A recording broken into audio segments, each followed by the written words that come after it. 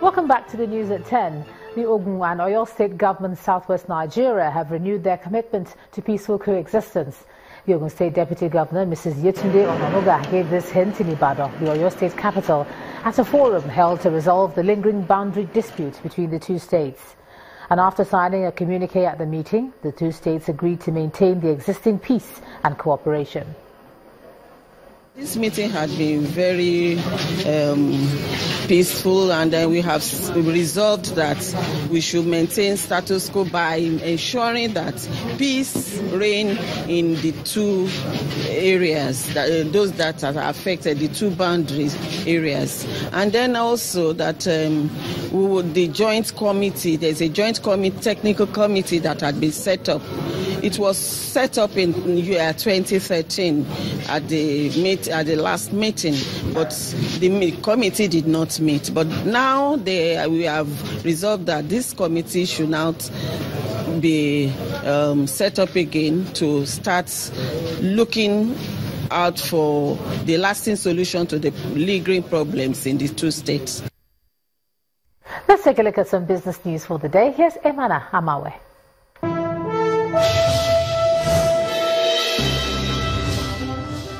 Hello and welcome to Business News. The Central Bank of Nigeria today allocated the sum of $240 million to the retail secondary market intervention sales for spot and forward deals. This comes ahead of the two-day holiday declared by the federal government to commemorate the Eid al-Fitr. The bank has also confirmed the sale of FOREX to dealers in the Bureau de Change segment of the market to meet the needs of low-end FOREX users.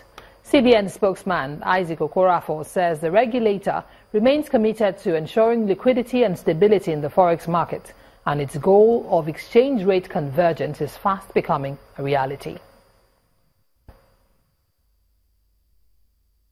And it's more sell-off and profit-taking today as the local stock market sees its third consecutive and second biggest decline this week.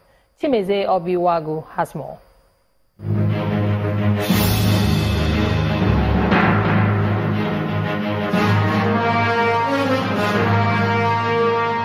The all-share index closed 2.45% down, with the industrial sector alone losing 4.55%.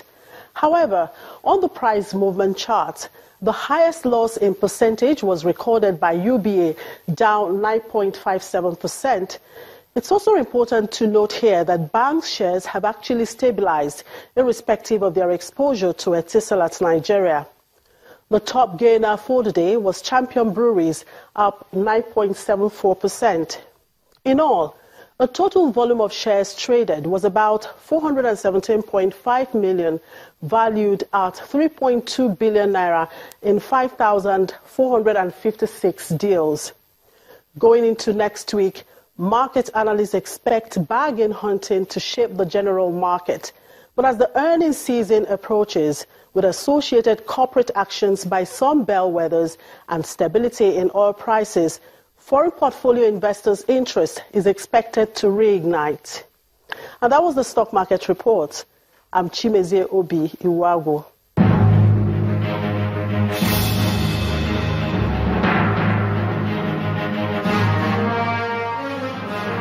On the other hand, U.S. stocks opened slightly higher as the S&P 500 and Nasdaq are on track to end the week flat or slightly higher. With more details is VOA Channel TV business correspondent Jill Malandrino from New York. U.S. stocks opened mixed as the major averages are on track to close flat to slightly higher this week. As the halfway mark of 2017 approaches, let's review what has been working. The technology, healthcare, and consumer discretionary sectors continue to lead, the market advancing by 19, 15.8, and 10.4% respectively. These sectors took the reins as 2017 kicked off, and investors who benefited from the Trump trade search for areas offering more value aftermath of the post-election run-up. The S&P 500 has advanced almost 9% as of Thursday in 2017, even though earnings expectations haven't budged and full-year economic forecasts have been reduced. U.S. GDP is expected to be 2.3% in 2017. That's according to Action Economics, below the 3.3% forecasted in December. Let's take a look at the oil market that really has been under pressure recently, falling deeper into bear market territory, which is defined as a 20% pullback from recent highs. It is still a rebound in oil prices from 2016, when we saw it get as low as $26 per barrel back in February. Now, that could potentially boast the best growth on a relative basis out of all 11 S&P 500 sectors, because the energy earnings will finally show growth after contracting significantly for 2 consecutive years. So you really have to look at it on a relative basis. We will get more of a look into that when earnings season picks up in the second half of July. From the NASDAQ market site in New York, I'm Joe Malandrino, and this is VOA Channel's Business News. Meanwhile, major world markets closed broadly mixed today amid slow Eurozone PMI and lingering low oil price concerns. Let's see the figures.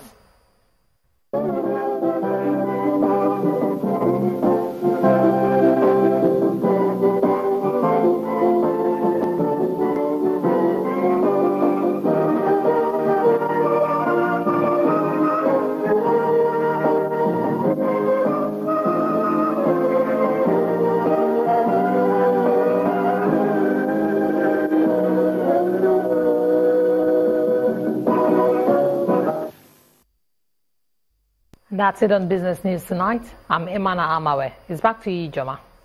Thanks a lot, Imana. One of Nigeria's biggest entertainment outfits, High Impact Planet Amusement and Resort, is closing the gap between child development, entertainment and family bonding with the launch of a new facility. They call it Nigeria's version of Disneyland or Europark with the African touch. The facility has a 3-in-1 aqua zone designed to meet the demands of all age grades.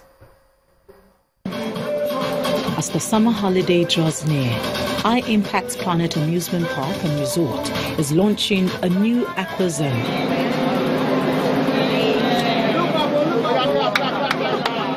The aqua zone, which is in 3 parts, has the freestyler, flume ride and the hip pool. A quick tour of the amusement park shows us the African touch of the park, of the African jungle, the water-spraying elephant, the kingly lion, all encompassing the Africanness of the theme park.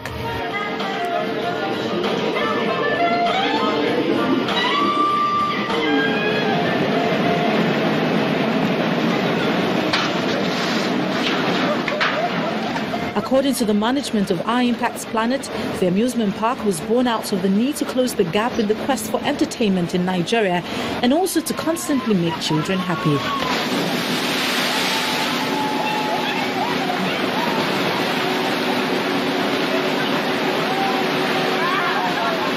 Well, we're launching the flume ride.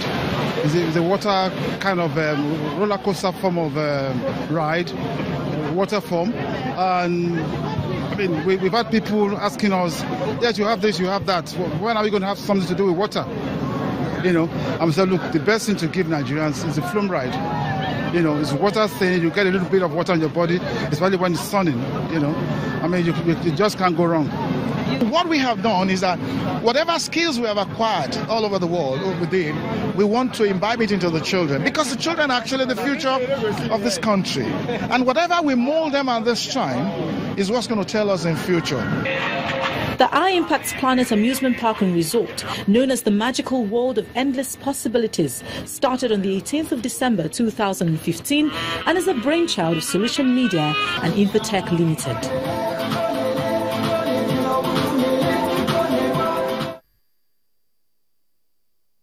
The management of Queen Edda Girls Secondary School, Ikpobokha local government area of Edo State, has made an appeal to the government to come to their rescue by tightening up security in and around the school premises following an alleged encroachment by herdsmen. In an interview with Channels Television, some students and members of staff frown on the absence of walls around the compound, leaving them vulnerable to attacks.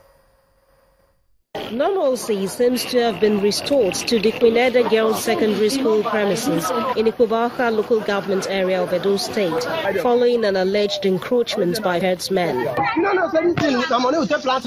This amateur video footage captured some of the events in the school's premises on Thursday morning. It shows a heated argument between the member of the school staff and the herdsman over claims on human rights. The people where they here the night, because I'm gonna stay here. The head girl of Queen Girls Secondary School recounts the early morning incident. When I got here, I saw some, like you can see, some cow filters on the ground. I went there, I saw some materials for some people. I saw clothes, bags, and some plates and cups they use in eating. I just went to my class and dropped my bag. When I came back, when I just looked at this side, so I saw some cows coming out from our school farm, those areas. So then the students came out and started chasing the man. I even saw a bag there that belonged to a man. Before our principal came, she started, she now videoed it, she now called for later. I started the assembly and went to class. So later the new school started arriving. For the school's authorities, the situation is likely to worsen as a result of the poorer state of the school's premises. This is not the first time. It's a kind of reoccurring decimal.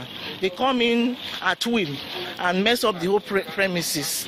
The school, we don't have security. There is no fence. The whole place is porous. Also, we are appealing to the state government to come to our aid.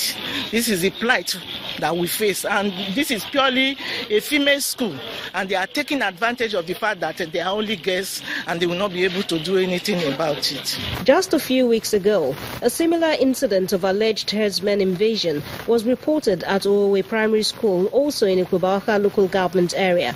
Queen Girls Secondary School has now joined the list of those pleading with relevant authorities to ensure adequate security in the area.